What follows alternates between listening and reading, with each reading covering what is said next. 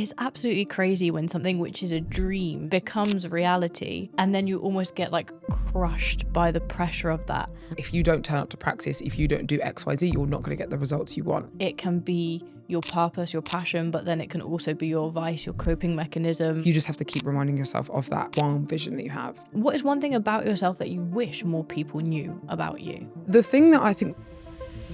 Phoebe, you started competing nearly a decade ago and you've done 41 shows, we counted earlier. What first pulled you into bodybuilding? Oh, God. I mean, funnily enough, like I got into bodybuilding because when I first got into the gym, I met my partner, who is now, my lifetime partner, which is Max. He actually just randomly said to me and was like, hey, you should try and compete. Never crossed my mind or anything like that before. I was kind of just getting into, fitness, bodybuilding, just training in general. My sister actually got me into weight training, which is quite funny because I used to do cheer back in the day before bodybuilding. So I did cheer leading for, I think it was a total of 8 years from when I was a teen all the way up until I was 21. And yeah, my sister got me into weight training and then started working at a reception at a gym that was next to my cheer facility. And then the day that I started working there, I met my partner, Max. And then he was like, you should start competing. And I was like, okay. And then I fell in love from there. I did though my first show, like almost like I was backstage, like in a bikini, ready to go. And I was like, I can't step on stage. Like I can't do this. Like it was very, very close until I was like, no, I'm not stepping on stage because I just got very, very nervous backstage. So yeah, almost ended up not stepping on stage for my first ever show. What? I know. That is crazy. Yeah. Fast forward to 2022. Yeah. Placing 7th at Yeah. the Olympia. I mean, First UK athlete to crack top 10. How did that feel? I mean, that in itself is pretty nuts in my opinion, because like, I think when I first got into bodybuilding, obviously, yes, that's always been the goal, to get recognized and get better and, represent the country and all that type of thing. But I think sometimes deep down you think, is it actually going to happen? Because there's so many people that bodybuild, right? So like, would that ever happen to me? But I think even now, even thinking about that now, still to this day, it's still only been me, which is crazy. Like obviously, there's multiple UK athletes now, which is also so amazing. And I love seeing so many athletes from the UK now going to the US, getting qualified for the Olympia. Like there's so many more now, which is really, really cool to see. But I think it's just a step forwards for our industry in the UK because we are so much smaller than the US. Like there's not many of us in the UK, but compared to the US, there's so many. So yeah, it's such some amazing feeling. But yeah, it was hard to get there, very, very hard to get there. So yeah, it was 10 years of work, yeah. But also the beauty, I think what you just described there is that there were certain things that maybe before laid the foundations of what you do now in business, how well you do when it comes to competing. Because do you feel like that time doing cheer translated over to the way that you move your body and you teach people how to pose? I mean, it's actually weirdly like the cheer side of things probably helped me more with my actual discipline side of things, because with cheer we yes, it did help very much with like choreography and all that type of thing, but I was always the one at the back. Like I was awful at dancing. I was not great at like doing all the moves. I was a tumbler and I was the one lifting up the people. And I actually got into the gym because I wanted to get stronger at cheer, because I was the one lifting up the people and throwing them and all that type of thing. So I wanted to get stronger for that purpose. And then obviously life kind of, redirected it to bodybuilding. But that was the main reason why I started the gym, because I was like, I want to get stronger. I want to do, this stunt at cheer and all that type of thing. So that's why I got into weightlifting. But I do think that how it's translated into bodybuilding has been dedication, because when we would go to cheer, it was very much like, if you don't turn up to practice, if you don't do XYZ, you're not going to get the results you want. And that was very much drilled into me from a young age because of my cheer team. And I think that then was an easy switch over to bodybuilding for sure. Okay, so your sister, you said, though, got you into lifting. Did you Yes. go to her and say, I want to get stronger at this stunt in cheer? How did that So transpire? she was actually, she used to be a rugby player. So she, had back in, oh God, when was that? I think I got into weight training. I got into weight training quite late. So I didn't start training until I was probably like 19. Oh my God, same. Yeah, like, First time I stepped foot in the gym. and it sounds like weird saying that, and it feels like I'm so old, like, because I hear people now like, oh yeah, I started lifting when I was 16, 17, and I'm like, no, I literally was 19. Like, I was doing everything but doing anything good with my body as a teenager.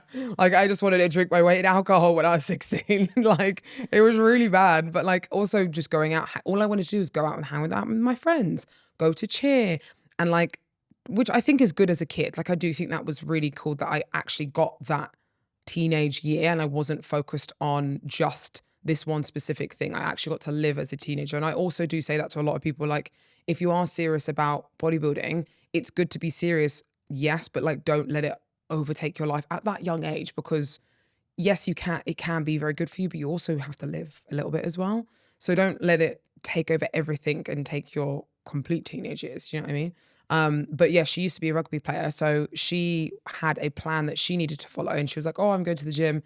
And one day I was like, can I come with you and just follow the plan? And she was like, yeah. And I remember like her showing me like Smith machine squats and like lunges. And like, it's so funny because she's 2 years younger than me. So I felt like so weird getting advice from my sister. But then I was like, oh my God, this is so good. Like, I really enjoyed this. And it was in like a small little leisure center that had like barely any equipment. It was all like is it Lifetime Fitness? That type of machine, Yeah, those types yeah. of machines? Yeah. So it was in like a swimming center. So it was awful equipment, but it was a start, and everyone starts somewhere. So yeah. That is facts I know. only, because I think I started somewhere just, yeah, I was 19 at uni and our university gym wasn't anything special. And you walk in and it's tiny and these old bits of Yeah. of equipment. Did you feel comfortable in that environment straight away? No, I don't think I felt, because I remember specifically being in like the weights area, which was where all the guys were. And it was a very small kind of like confined area. So it was like, I want to say no bigger than the room that we're literally in right now. Like, it was really small, with all the weights and stuff like that. And I remember the Smith machine was like right in the corner. And I remember just staying on the Smith machine because I was like, I don't want to go like and get the weights or like anything like that, because it was uncomfortable environment for me because I was new to it. And obviously I was like, I don't want to look stupid. Do you know what I mean? Like, I think that's always everyone's like mindset going into the gym for the first time or doing something for the first time. I don't want to look stupid. But also nowadays, I do think people are like, I don't care because I'm also here to learn, you know? But yeah, I remember not feeling comfortable at the beginning. But then over time, as I got more into my bodybuilding journey, I actually thrived in it more. Like, I'm like, I like it when people are looking at me because it kind of like almost edges me to better my training or have better form, lift heavier, and like all that type of thing. I don't know if that's very egotistical of me, especially in prep, but yeah, so I started to get accustomed to it for sure. You're like, I want the pressure I because I like, will thrive yeah. under it. Sometimes it's, and you can obviously relate because you used to compete, but like sometimes when you get certain levels of pressure, it makes you thrive more. And I definitely feel that in prep sometimes. Like, sometimes when I'm in like a cardio hole and I'm like, this is awful, but I'm going to push harder because it's so awful and I know something's working, like something's happening. And like, you envision all these things like, okay, this is just, an hour of suffering or for this moment to look better or bring my better self for when I hit stage. And it's kind of it's so much more motivating. So, That comes from experience, right? Like, I guess we know that from competing, business, all of these things where we know like, okay, we're going into the pain cave, but when yeah. we come out the other side, we'll get what we want. But I suppose like when you first got into bodybuilding, you didn't know that. No, You didn't know what was on the other side. So no. what when you said that you were too scared to go on stage, like what was that first prep like for you? I think I won't lie, my first prep was awful. Like, and no one ever do this. My first prep was a 4 week prep, and I don't remember even how much I lost. Like, I can't. It was all of a sudden. It was just a case of like, let's step on stage because I did cheer before, and we were I was relatively in shape anyway, just because of my genetics. We Max was like, why don't you just see what you look like? Doing a bit of a diet for 4 weeks. Basically, I cut out carbs for 4 weeks and then lost a couple Goals. kilos. Yeah, lost a couple of kilos and stepped on stage. But I had no clue what it all entailed. Like, Yeah. you don't know when you say, oh yeah, look lean. Like, I had abs. I had quite developed abs as well because I trained abs like every second of the day. Because that culture back in the day, it was a case of like, show off. If you have abs, like that means you're, you know, lean or whatnot, but you don't realize how lean you actually need to be for stage. And I definitely didn't know how lean I actually needed to be. So I think for me, I was like, oh, 4 weeks of dieting, that's more than enough, right?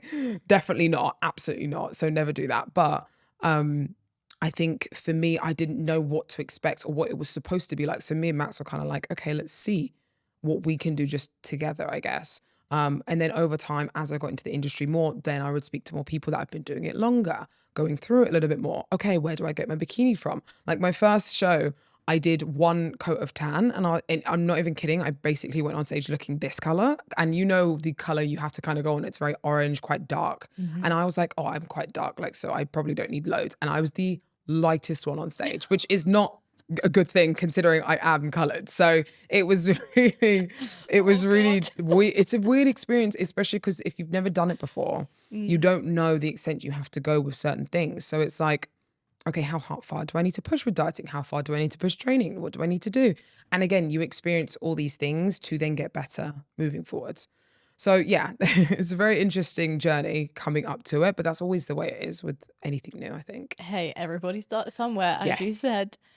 I find it really interesting because you mentioned earlier, like the time of your life when you met Max was quite challenging. And then you decided to go into bodybuilding, which actually has been a huge sense of purpose Yeah. for you. But then also, like Max, your lifelong partner, has supported you throughout that whole time. So, what did you feel like the universe was putting together for you at that time? If you're enjoying this episode, then one thing that you need to know is getting into rooms with people who serve you to be better is one of the most important things that you can do in your life. And at this point in time, only 7.5% of the people that listen to this podcast are aiming to stay in the room by being subscribed to the 1 in a Million podcast. So do yourself a favor to be better, the best version of you that you can do, and do a good thing that's going to bring you good karma and hit subscribe.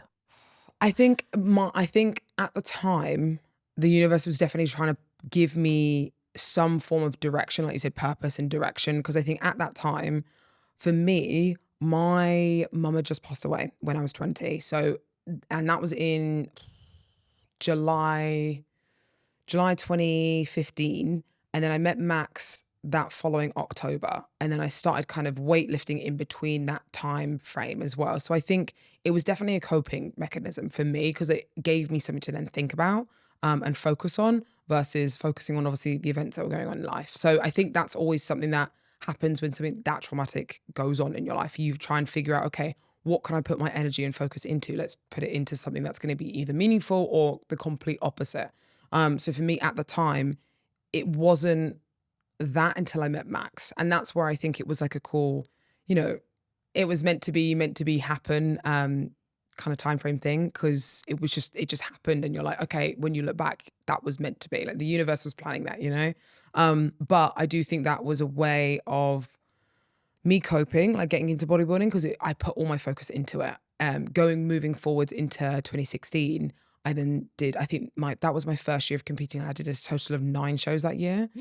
A lot of shows. Huge. A lot of shows. For So 41 shows, like you did basically like a quarter of them in a year. yeah, though I think the more I've competed, so the more the years have gone on, the less shows I've actually done. So I think the most shows I did was so I did 2016 was 9. I think then I did 2019, I did 8.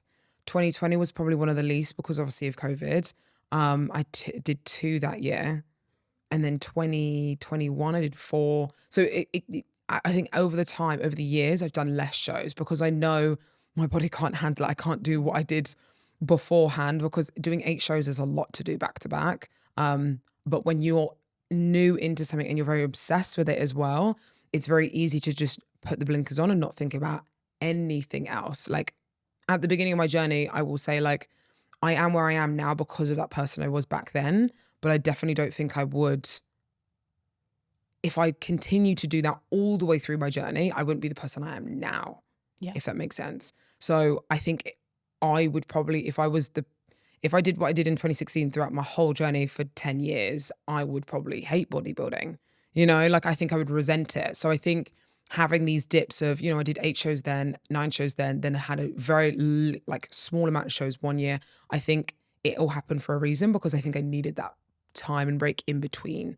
But then it also gave me the experience I needed at that time. So it's hard when people say like, how many shows do you think I should do? How many you think you can do? Do you know what I mean? Like, I thought back then, looking back, I'm like, you're fucking insane. Like, what the actual fuck? But back then I was like, I can do more. I remember specifically on my first year being like, I can do another show.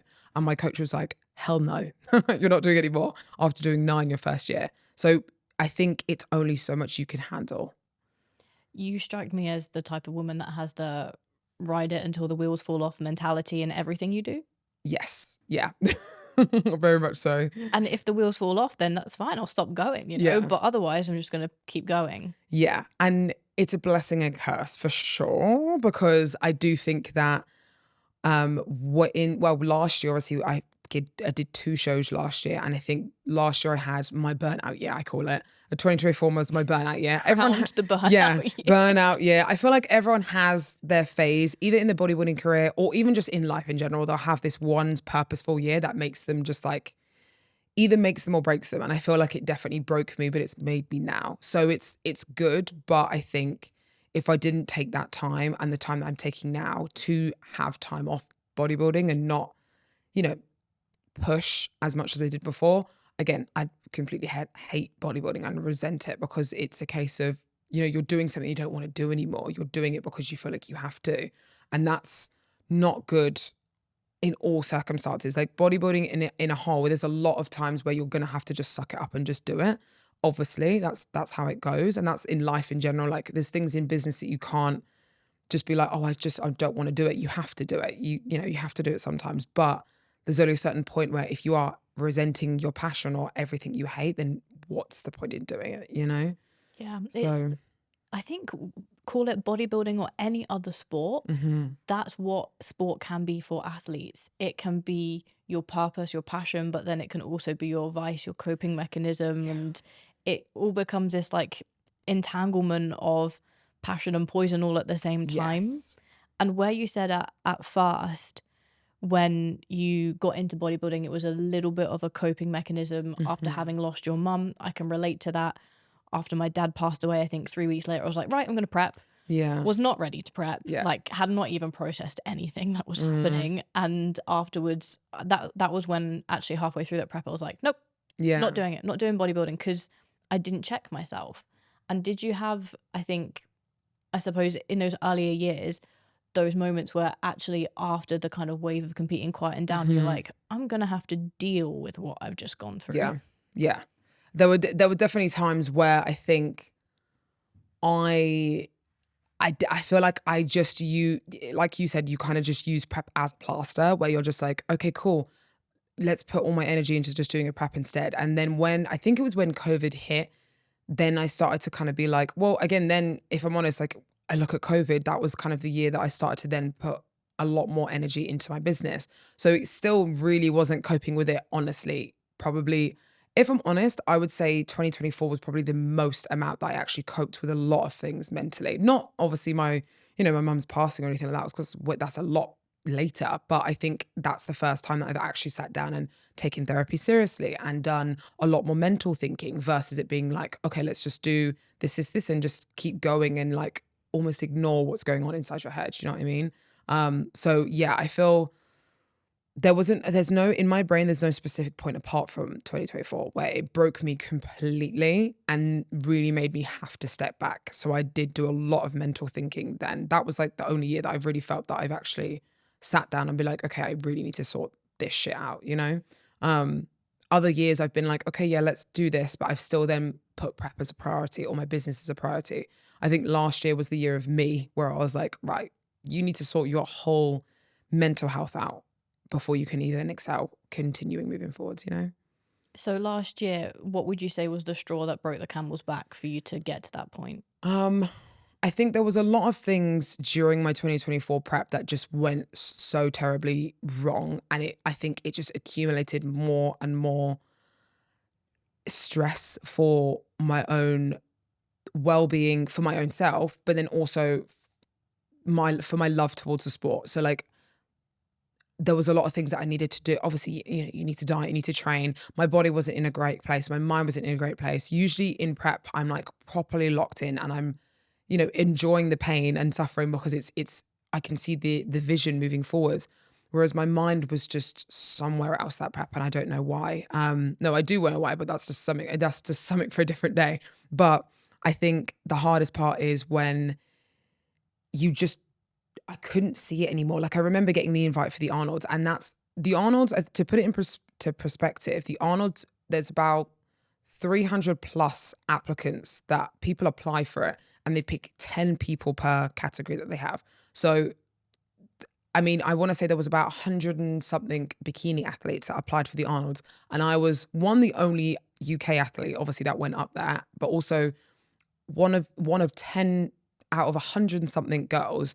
And when I got the invite acceptance, I wasn't excited. I was like, oh, back into prep. And that's where I was like, this isn't good going into this prep. This isn't a good mentality going into prep. And yes, I was excited to get that invite and I was, excited, but also I was like, okay, here we go again. And that I think I know then I shouldn't be doing that prep, but I knew that I had to continue doing that prep because I also had just dropped out of the Arnold's the previous year. So I couldn't not do it this year. And I think I was upset with myself that I even applied because I shouldn't have done it knowing that I wasn't in a good headspace. But again, that's my thing. It's like, okay, let's plan the year around competing and where the shows are and where they land. That's how my years were always planned out. Whereas now I think, yeah, I'm probably going to compete next year, but I'm going to do it when I'm ready versus planning, okay, these shows are this, and this is what I'm doing, planning everything around competing. Because I think that's what then made me resent the sport a lot last year was because I planned everything and did everything around the sport and the sport was first and that was it. And it becomes difficult when it's like that. Is that because you felt that putting the sport first like validated the identity as a bodybuilder? Not to put words into your mouth, hmm but is that something that you felt that you needed to do, like for the industry, for the sport, or was there something else that was pushing I that? think for me, I definitely had goals and where I wanted to go and ambitions. I think bodybuilding, I never thought I could get this far. Right. So I think for me now, anyway, it's definitely that next step of like, okay, where do I actually want to see myself going in this sport? Because for me, I've always been like, I just want to make top 10. Did top 10 the first year. Okay, cool. Never in my wildest dreams would have thought I'd even try and think about getting top 5. So now let's get top 5. And as much as I said, I think before I was like, I like the pressure. I liked the pressure. I think when the pressure was that big, where you are the only UK athlete and a lot of eyes are on you, I think more than anything, to be fair, that broke my back, repeating what your question was last time, is there was a lot more eyes on me last year, in 2024. And when there's a lot of pressure, especially like media pressure or people that look up to you, you feel like you need to show up. You need to show up for yourself, obviously, but you need to show up for them and you need to win for them. And I think for me, that was also very hard because I was like, if I don't win, then what am I? Am I like not representing the sport well enough for my own country? Am I doing this? And I think mentally, like I said, mentally, my head was not in it at all. But going back to your question you asked about how I felt I had to be in the sport, I don't think it was a validation thing. I think it was for me more of I wanted to get certain goals, but I was also scared of those goals. So like me saying I could get to I could win Miss Olympia, I could win the Arnold UK. Well, I won the Arnold UK, which is cool. Winning the Arnold US now, getting top 3 in the Olympia. Those goals that's such a big jump. And I think that mentally got to me when I was getting good at something. It was like, shit, okay, this is now has to be my entire life to get to this next level. And I think that's when it was difficult because I don't think I wanted it to be my everything or my identity, if that made sense. Like I love the business side of things. I loved being a different form of mindset towards bodybuilding instead of it just being about bodybuilding all the time. Or I'm just an athlete. I'm more than an athlete. So I think that's what I think I got scared of more than anything, which is weird saying that because a lot of people are scared of their goals, but I definitely was. It's absolutely crazy when something which is a dream Mm, becomes reality and then you almost get like crushed by the pressure of that. And Hmm. I was, as you were talking about the Arnolds, I was like casting my mind back to when I was in the crowd and when I saw you win. I was Yeah. like, oh my God, Oh my God, you were I was there. there. We were watching, we were screaming for you. Yeah. And it was like, I can even get emotional because like everyone was like, that's Phoebe from the UK, Yeah. you know, like what's next? And inside you're like, I'm just a girl who loves Yeah. bodybuilding. Literally. And it's, I think obviously sometimes you think of all these huge goals that you have, like they're so big and they're so vast. I think then sometimes you don't realize like how far you can actually get with them. And it sometimes actually is really scary. And for me, that, like I said, that was definitely me in 2024. I was getting scared of the goals I was putting down. And then also, again, it comes down to those social cues of like, people expect you to win, people think of you to win. Like people are like, oh, I think also it's sometimes a bit difficult because the world of bodybuilding is very like, sometimes it can be very toxic when you get to that level where people are always constantly critiquing you. Even obviously the judges, that's the whole point, right? And you want the judges' feedback, but there's always going to be people that say, oh, you should have done this better. You should have done this. And there's way more mouths that should be talking that you don't really want to hear about, Do you mean like people that have like some type of authority to say something, or just everyone and No, they anyone? have no authorities to say anything. They have no fucking authority to say anything, but they'll give their 2 1 cents and be like, Phoebe looks really bad on this, for example. Or, last year I remember there was this specific Reddit thread. And for me, I think that was, again, another mental thing that I was like struggling with, because you see it all online. People are literally outright talking about you on these threads, being like, Phoebe swapped coaches. Like, what does everyone think? And everyone's giving their opinion and they're all anonymous. And I'm like, this is actually wild that people are, one, talking about me, but two, like just giving their opinions so publicly and like not remembering that I'm a human. And for me, being in that mental state, that was very hard. And that made me hate the sport, because it was just people talking about your own journey in such a horrible way, which is never nice, if I'm honest. So yeah, I think that's not just bodybuilding though, that's everything. Like there's always going to be things like that in every sport, in every, topic and stuff like that. But you just have to rise above it. But it's hard. It's easy to say, oh, rise above it, or just don't listen or don't look at it. If you know that they're there, like I remember going on Reddit and just going through all these things, because there was new things all the time back then. When is Phoebe stepping on stage? Like, I haven't seen Phoebe do this, and it's crazy. You forget how many people are watching, and it is tough to sometimes handle that. Yeah. It becomes almost like a reality TV show to some people, rather Yeah. than them just understanding you're an athlete with a Yeah. passion.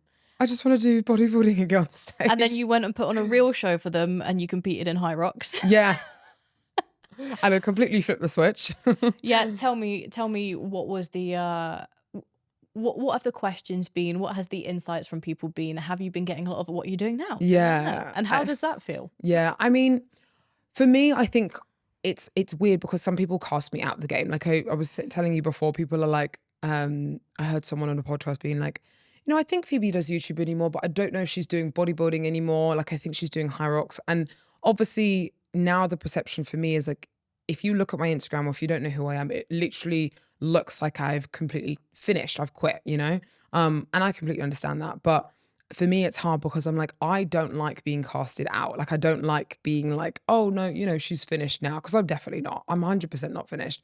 I'm definitely going to come back bigger and better than the before. But that I just need time to be able to do that. The spark is definitely still there. But I think after last year, I definitely got into functional fitness and running and kind of that style of training, because I think anything that was bodybuilding based, I was very much just sick of. I was like, I don't want to do another lateral raise or a hip thrust. I just want to do something different, because my mind needs to be occupied, and I honestly need to take a complete a 360 away from bodybuilding, like completely turn away from it just for the moment, so I can come back and love it again. Because I was definitely in that mindset of like, okay, I'm pretty exhausted from this, and I either continue down this path and keep trying to force it, and I'm going to end up resenting it even more, or I just take a step back and give it time. And I think that was definitely the best decision I did, because old Phoebe would have just been like, just push through it. Who fucking cares? And just like, you just have to do these things that you don't enjoy. But actually the matured Phoebe was been like, no, stepping back is actually a good thing because you can learn to love it more and you can learn to know when you need to step back next time if you do need a break again, which is something not a lot of people do nowadays. That's very true, but they're usually probably quite embarrassed to go and do something different Yeah. because people might talk. You might feel like a fish out of water all of a sudden going for a run if you've been doing lateral raises for 10 years. Yes. How did that feel when you were like, there needs to be a change? I was very unfit. I love the fact that people think that bodybuilders are so fit because of the way that we look. We are so unfit. It's a joke. Like me going on my first run, but also me starting running in June in Dubai wasn't the best idea. So like the humidity, the heat was ridiculous. So I was probably out of breath, yes, but also like out of breath because of the heat and of how unfit I was, you know? Like, shit, why is this so hard? What is this? It's 40 degrees Yeah. and 85% humidity. That's exactly. why. Yeah, that's 100% why. So for me, yes, I would say running was definitely a switch, but I really liked the running high. Like I got into it very quickly because one, I liked the community. Like, you know, here, like the Dubai community for running is so fun. I like just going for a run, having a coffee and croissant post run. Like it's just nice community.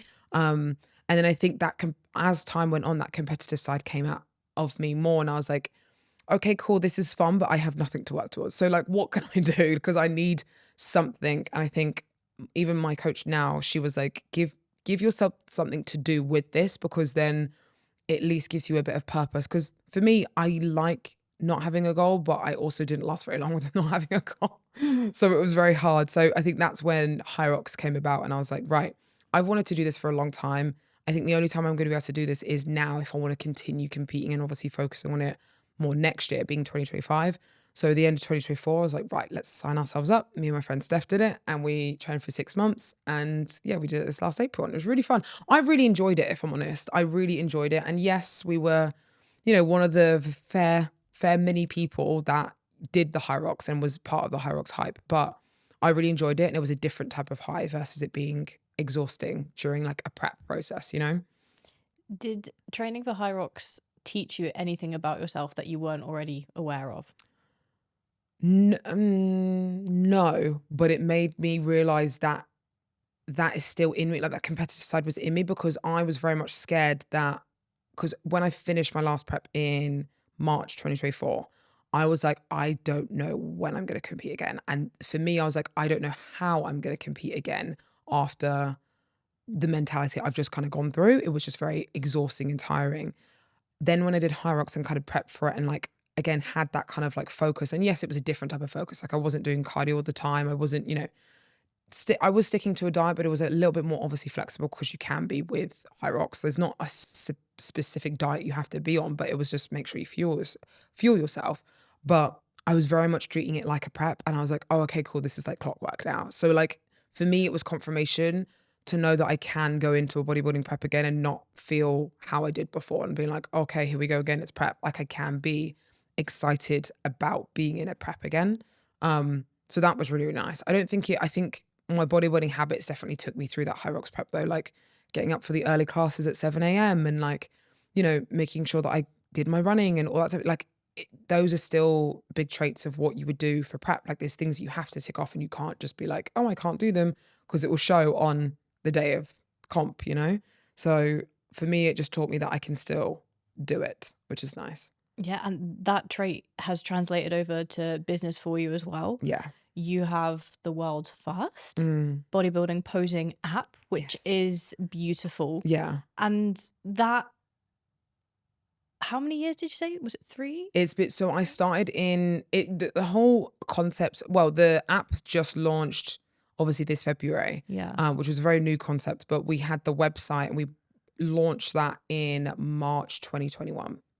So it's been 4 years.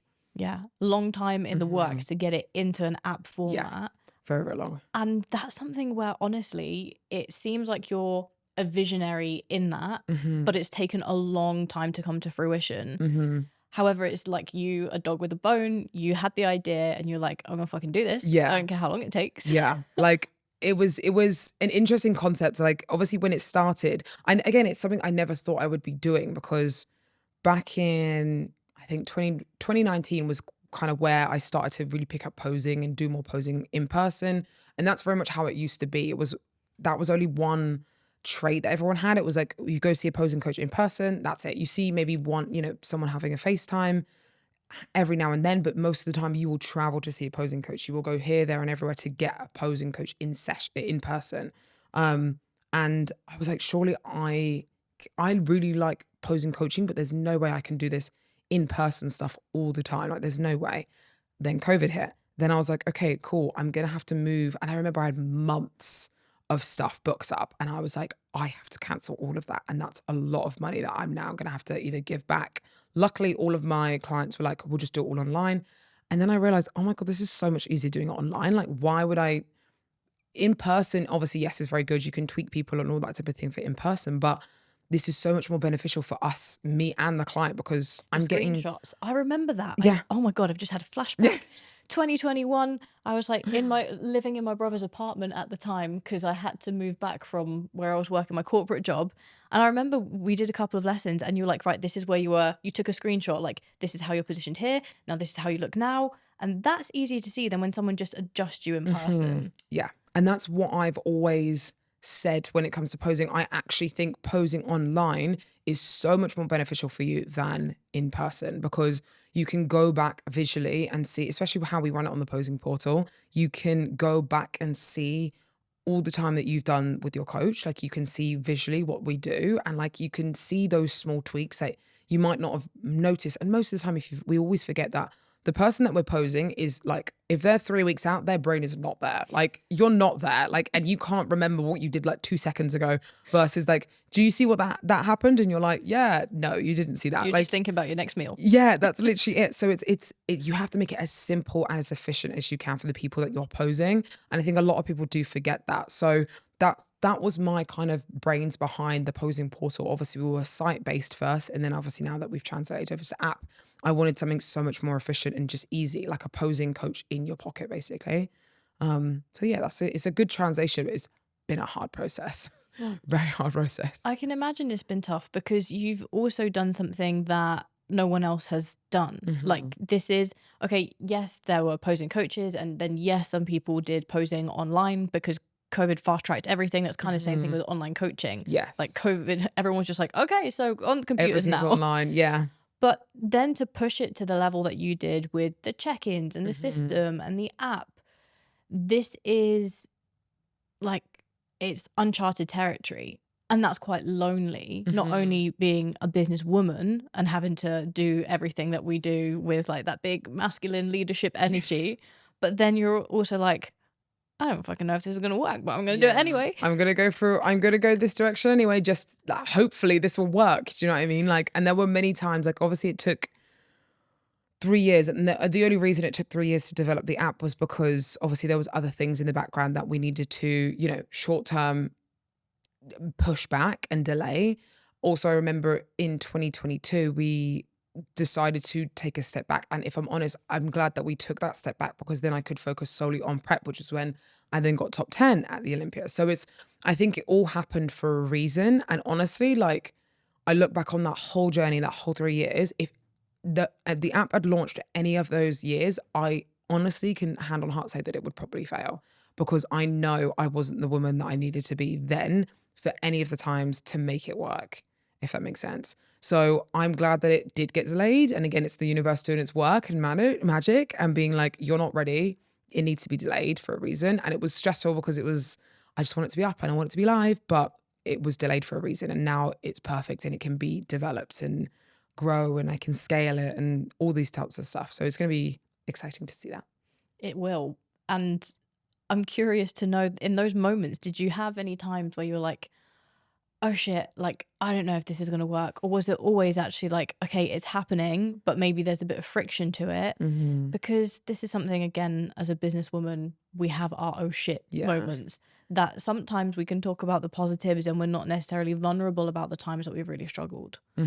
I mean, yeah, there was multiple times throughout that whole time where I was like, I wish I never did it. Like, literally, I would say, hand on heart, I wish I never did put that money into it, invested into it, because tell a lie, like, I invested all of my savings, like all of my savings to the app. Apps aren't cheap. Like it's not a case of like the app that I built isn't an app where everyone's like, we have our own app. And it was like, however much money, like I invested like a lot of money into it, like a good, I wanted to say $20,000. It's a lot of money over the 3 years. And to develop it completely from scratch, and I put everything into it. Again, everyone does that to some extent. I took a huge risk and I was really worried that that was going to fail. And there was multiple times where I was like, I've actually wasted my money. I've wasted my money and I could have just, put it towards something else or had it and done something else with it. And it's tough when you get to those mental battles because you're like, why am I doing this? Because you're so stressed and you're like, what is actually the point of me putting myself through this stress? This isn't the point of all that we're supposed to be doing. We're supposed to be enjoying what we're doing. And yes, it's supposed to be hard, but it's not supposed to be this hard, surely. But those hard times have now come out the other end and I'm stronger and I've learned from them. And I can hand on heart say that was the best decision I have made, even after all those struggles. But yes, it was lonely as fuck because I had no one to really talk to about it because it's, again, territory that no one really knew about. I had a good circle, a very, very good circle that helped me push through mentally, like a good, all those hard times in a good way. But it was still very difficult because I couldn't talk to anyone really. I didn't have I didn't have a business mentor. I did it all myself. Which is very difficult. And I don't know why I did that myself, but it made me the person I am today. So I'm happy that I did it this way. Why did you not quit even when it felt like you wanted to in those moments? I feel like I had no choice. At that point, I was like, I've come this far. If I quit, I feel like quitting it wasn't an option. Like in my head, and I think that then comes down to the competitive side of me and the bodybuilding aspect of me. Like there's no way of, there's no turning back right now. Like you're in this hole, there's a way out at some point and you don't have to quit and just stay here, but you can kind of dig yourself out and, get to a different destination. Do you know what I mean? And I think for me, I was like, okay, there's always going to be a solution. And I think that this whole process of building an app has made me realize that there is always something you can do to get the result you want. And that's even bodybuilding in general anyway. So for me, in the hard times when, things were massively delayed, huge things would go wrong. There was loads of bugs. There was so many aspects of the app that I wanted to happen that didn't. And I was like, why? And it was so hard developing codes because also I don't know anything to do with the technology, the codes, the scripts of all of this stuff. It's all new to me. So someone telling me all this stuff, I'm like, I have no clue what that means. Me, ChatGPT, literally what does this mean? Exist back then. What does this mean? I don't know. I don't know what it means. So I think for me, it was a case of I just had to keep going. Just keep going because there is going to be a way out. And you have to remember your why. I knew the result was going to be, I knew the plan I had. And I think in the midst of all of that, when it was stressful, I would forget it and be like, this isn't worth it. This feeling, it makes me feel like I'm a failure. I feel like I'm, not made for this. I feel like I'm lost. And you just have to keep reminding yourself of that goal that you have in mind. I was like, I want to build the world's first bodybuilding posing app and scale it to be literally the easiest way to learn and correct your posing. And that's always been my goal. And I was like, I can do this. And I know it's there. It is there. It just needs time. So that's the only advice I can give. I know that's not the best, I guess, but I think that's the only way that I kind of got through it, if I'm honest. Yeah, but it's raw. What you were saying is the reason why you kept going is survival. Mm-hmm. Because one, you needed to survive. We've got to pay our bills. Yeah. So you put money into it, you need to get it to work. Mm-hmm. And then you know that you're not going to be in that position forever. When you're in the hole, let's say, as you say, going through a painful time doing cardio, you'll get a second wind. Mm-hmm. Usually your mind gives out before your body. Yeah. And that's what all these years of being an athlete, being into sports, bodybuilding, you're kind of doesn't matter how shit it gets, at some point we're going to come out the other side. It's going to get better. That's the main thing. Another thing you kind of, I guess, has to remember is it will get better. It's just a case of there is always going to be ups and downs. Like if you're dieting or anything like that, you're going to get plateaus where you're not going to lose weight for a couple of weeks or a couple of days or whatever. And you're like, okay, cool. What's the point if I'm just, not succeeding. And then all of a sudden, cool, weight drop, you know, like things like this happen. And it's the same with business. It's the same in prep, bodybuilding, everything. Like it's the same in everything in life. So I think you just have to not think that it has to be a constant result over and over again, because I think that's what people thrive on. People thrive on seeing results. So that's why they keep going. But what happens when those results aren't coming through and they have to keep going regardless? I think that's always the hard thing that people forget, because it's not a constant results over and over and over all the time. You just have to keep reminding yourself of that one vision that you have. Yeah, but that's like, let's put it into context. That's absolutely insane, which is for a 10-year bodybuilding journey to now be aiming for top 5 at the Olympia. And then for 4 years to be working on what has eventually become an app. That is, you are the definition of delayed gratification. You're just like, I'm gonna wait, I'm gonna work, and I'm gonna wait. Yeah, I think, and that, if I'm honest, if you saying that now is kind of sparks in my head, like that, it's very true. Like my entire journey has been very much that. Like I think people see me now, obviously, you know, if they follow me now and they've seen, you know, I got 7th, I was top 5 in the Arnold's and won the Arnold UK. It looks like I've only ever won, but there were all the first years where it took me 4 years to get to the Olympia, like 4 years. Like you had to, back then there was a few different ways of winning, but you had to, first there was the point system, which is a long process in itself. And then it went into, you win your pro show, you get the invite to the Olympia. And it took me so long to get there. It took me 2 years to get my pro card, then 4 years to get to the Olympia. And then obviously from there, it was kind of been, you know, a whirlwind, you know, of winnings and stuff like that, which has been great. But I think when people only see that, they don't see all the underneath. It's like, damn, you don't see all the stuff that we went through through all of that, you know? No. And then they're there throwing shade on Reddit. Yeah, I know. Like, shut your mouth.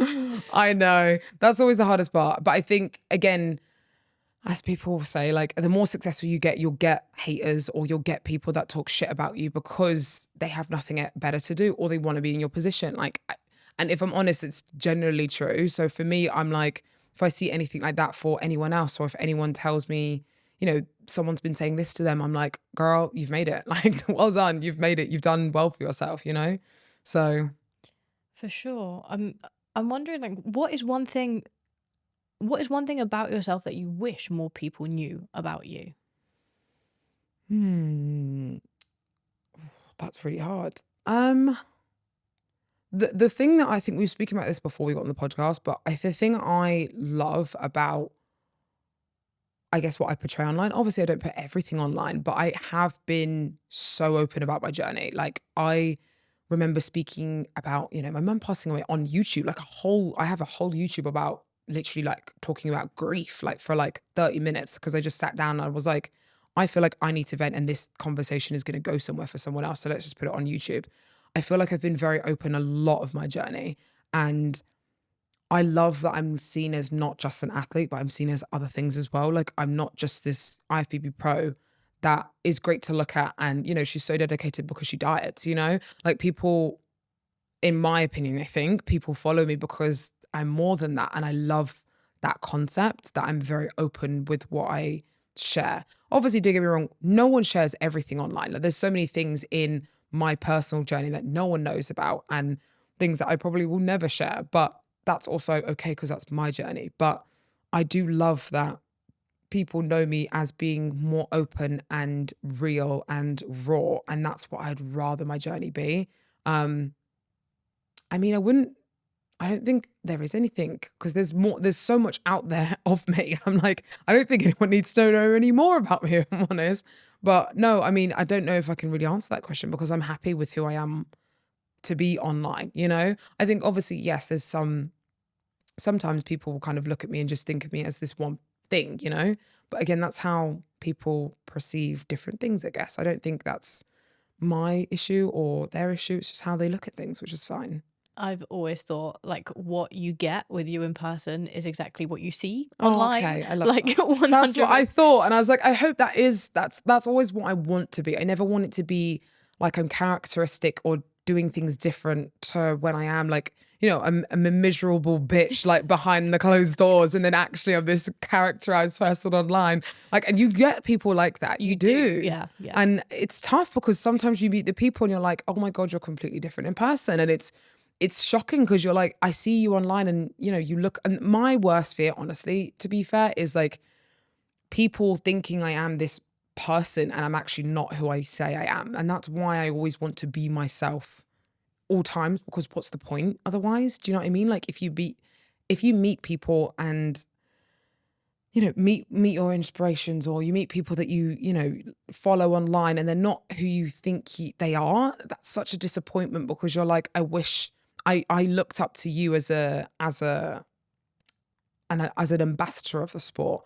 And if I'm not, in my head, I take that role seriously, where I'm like, if I'm not living up to that expectation, then I feel that's not good on my part personally. That's really respectful, because you just said as an ambassador of the sport, because you care about the sport so Yeah. much. But I'll be honest, Phoebe, I think that there's a lot of bodybuilders that the reason why they started bodybuilding was because they wanted validation Yeah. and attention. Mm-hmm. And for that reason, they portray themselves differently. And then when you know who they truly are, you're like, shit, this is not matching up. Yeah. And so I think that's also just a big kudos to you for, as you say, like you want to do justice by the sport, but Yeah. to be authentic to who you are, because as you said, otherwise, what is the point? You're just like Yeah. living behind a mask the whole Yeah. time. You're not who you are. And I feel like you can't authentically be yourself, or there's only so long you can keep a mask on for, really, especially in any sport, not in bodybuilding alone, but in any sport or anything you're doing in life. There's only so much you can just do it for the likes or the fame or for it to get lean or whatever. Like you have to truly actually want to improve. And I think as I started to get better in the sport, I cared for the sport more and more, because I was like, I'm now one of the faces, especially in the UK, one of the faces in the UK that is representing it.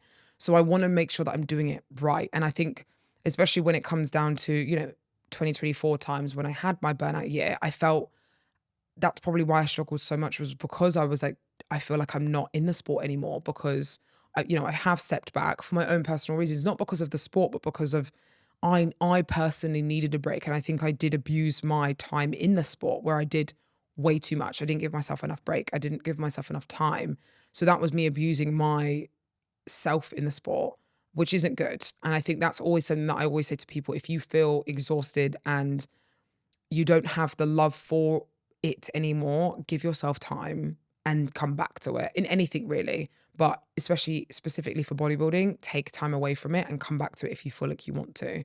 Because what is the point dieting when you don't even want to? Or what is the point in, getting ready for a stage when you don't want to? Like the results will actually probably show on stage, which definitely happened for 2024 for me. I didn't show my best. I mean, it was a very good physique, don't get me wrong, but it wasn't nearly my best. I could have been better. And I look back now and I'm like, it's because I know I couldn't push anymore, because I didn't want to. I wasn't pushing my hardest. I wasn't giving my all in 2024, because I was sick and tired of being there. I was just getting through it every day. I was like, I imagine getting on the cardio machine being like, I hate being here. I hate being here every time. You're like, but you're only doing this yourself. But if I get off this machine, it's even worse. So I just have to sit here and hate it, And that was from the beginning. So you can't, there's only so long you can do that for. So it's a case of you have to actually have purpose and enjoy what you do. I can only imagine what it would have been like as well to then, and this is the case with so many different athletes, whether it's in bodybuilding, I've seen it with endurance athletes, with runners, depending on what their business is. But when you're also tied from your sport to your business and what you do, that must have been really challenging. Yeah. I think, yeah, that was hard, because my identity is very much bodybuilding. People know me as being a bodybuilder. And yes, they know me outside of other things, but bodybuilding is first, which I don't mind. But I do think that I've spoken to her, but now that I've taken time off, more and more people have I think 2024 and 2025 has been the year where people have actually taken a step back completely away from bodybuilding and said, yeah, I'm done. Because I think people are realizing that they have also done the same as me, where they have abused their time in the sport to an extent of where they've hit burnout and they don't enjoy it anymore. And that's really sad to see, because you see so many great athletes not continuing doing all these things because they've not given themselves the time that they need, because the culture of bodybuilding, I think, and this is something that I love that is now happening, is people are taking a step back. Like people, like Chris Bumstead, he's taking a step back, and obviously he's retired, which he's been doing it for however long anyway, but he was very much an advocate of talking about mental health, especially for the men's side of things. Men are very much like, just get over it and do this and do that. And there's only so long you can do that for until you yourself then burn out. And I think that it's a very masculine energy in bodybuilding. And I think there's only so far that you could carry that energy around before you're like, okay, I need to just now think about me and chill and relax. And some people have taken a step back, some people have quit. I think it's for the better, the greater good for whoever they want to be. But I think for me, I know there's still unspoken things that I want to do in the bodybuilding space. And I still want to achieve, goals of getting top 5, winning the Olympia. Like those things that I still want to do, they're still in my head and I still want to complete them. So I know I'm not done, but I just need to know that I have to have time to do that, instead of being like, right, I need to do this as quickly as possible, because that creates burnout. Yeah. And this is an inflection point in your journey that I know that we'll be talking about Yeah. in many years to come when you've got your accolades to look back on. However, for the journey, and you touched on Chris Bumstead there, one thing that he said, I think on Chris Williamson's podcast, he said, find someone you feel safe being a burden to, when he was talking about his partner, Courtney. And you said you go through bodybuilding, you go through business with lots of masculine energy. So how has Max played a role in supporting you? Like, who do you need to be around when you've got goals as ambitious as yours? I think you need someone very understanding, because I think for me, Max got me into the sport and I love him for that, because it's now my career, like it's something that I never imagined I would ever do. And I think he, as a partner, was very understanding with support, which he would be anyway. But like, I've heard it many times where the partner, when they're the male side of things, don't support the female side of things. And it's very hard to hear my friends when, something like that happens for them with the male side of things, they don't support. Max is the complete opposite. He's like driving me to be like, right, you've got this going on. Let's do this. Like someone who is just a rock and who understands just all the things that you're going through. I think just a partner that can help you get through the hard times, and not even actually be like someone who actually does anything to physically help, but someone to just literally listen. Like I'll come out of my office after however many hours of doing whatever or doing loads of meetings or something, and he's like, how are you? And I'm like, I'm tired, I just need to lie down. And he's like, okay. And like, he's like, are you okay? Was there anything like just someone that's just completely understanding. There's no one that I don't need someone to fix my problems. I don't need someone to, do anything specific, but I need someone to just care for my feminine energy. Yeah. I think that's what it definitely was. That's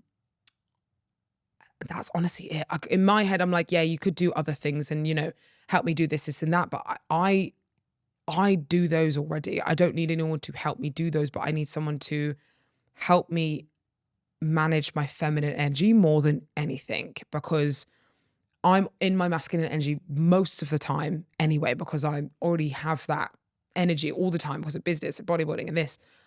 I need someone to help manage my feminine energy by just allowing me to just be softer and be more chilled and relaxed and, complain and just coddle and do all those things and not be afraid to do those things instead of being like, no, you have to be productive. You have to do this. Don't get me wrong, he does those as well, but he allows me just to relax. And I really, really love that. And also he literally upped and moved his life to Dubai without a blink of a second. Like I remember we came to Dubai end of 2020 and for a holiday, and I was like, I don't want to leave. He was like, neither do I. And I was like, we should move. He was like, I don't know how that's going to work, but let's do it.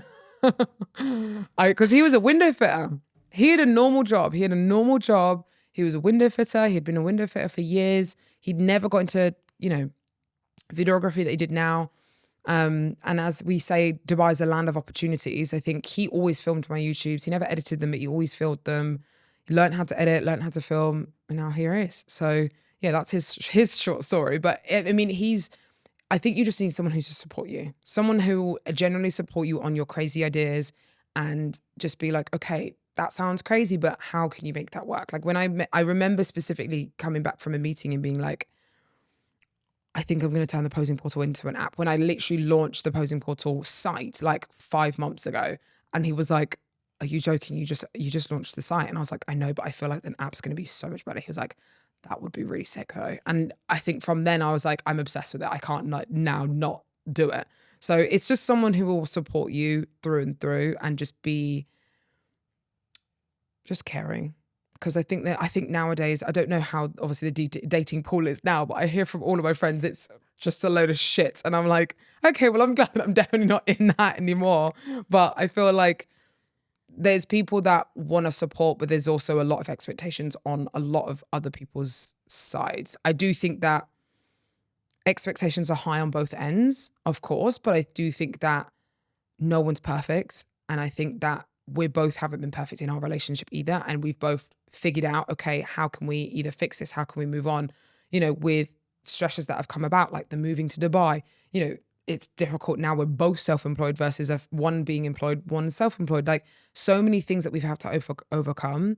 I think because we've stuck it out and tried to made it work and found a solution versus just being like, okay, cool, bye. Like we can't do this, so let's finish it, or let's just, move on. I think that's now, from what I hear, the realm of trying to find a partner is if they don't fit this box, then cool, see you later type thing. Versus people don't want to grow with someone. And I think that's something that needs to be done more often. Yeah, it seems like nowadays people are disposable, whereas what you've just explained is a love story where delayed gratification meets unwavering support, meets supporting crazy ideas, shared vision, and it's just been magic. Yeah. And I think it's very hard to find that now, of course. I know that, and I can't, and it's very, it's very easy for me to say, oh yeah, like it's, you just need to find someone that will support you. There's so many people out there like that, but then you have to, take on all their baggage as well.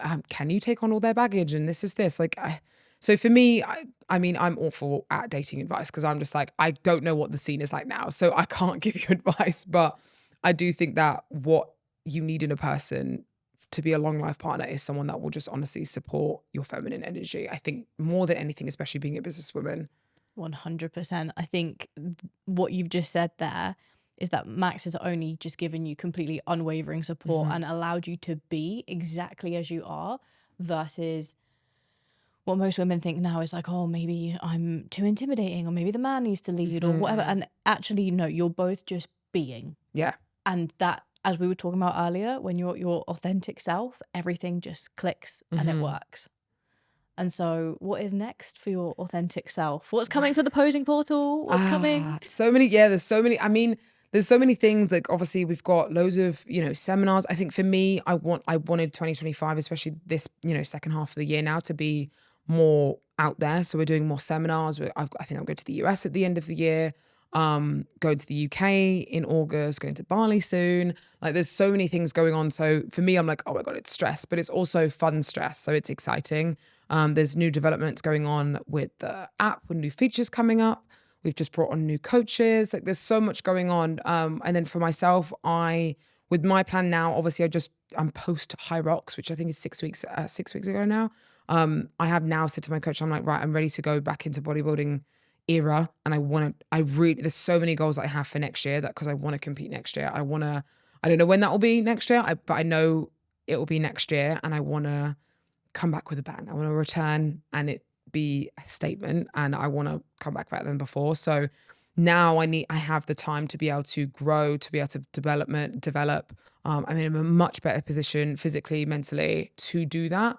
So for me, I'm like, time is now. So now we're going to do that and get ready for 2026 competing season. Yee, I'm so excited. I know it's weird like saying it as well, because I think it's weird because that's going to be 2 years of me being off stage. If I know there's a specific show that I want to do, and if that does happen, that's 2 years off stage, which is the longest time I've had off stage. And I think it was needed, of course, but it's also weird saying that because I'm like, every year I usually compete. It's like every year that's how I plan my years. It's like, okay, cool, what shows am I doing? Then I'll plan everything else. So it's been nice to be like, cool, now I'm the one in control versus the shows being in control. Yes. So it's nice. I can just envision in my mind already that smile when we see you back on stage, and it's Yeah. going to feel so good. I cannot wait for you. I'm going to leave all of your bits in the description box, your YouTube, your Instagram, the posing portal, which is awesome, by the way. I was having a nosy at it the other day. But Phoebe, thank you so much. I appreciate you. Thank you so much for having me. If you enjoyed that episode, then go and listen to episode number 24 with Alia, my best friend, all about the manifestation paradox, when trying too hard pushes everything away. It is going to absolutely change the way that you approach everything that you do in life, and it's going to attract a whole lot more positivity for you. It is a must listen.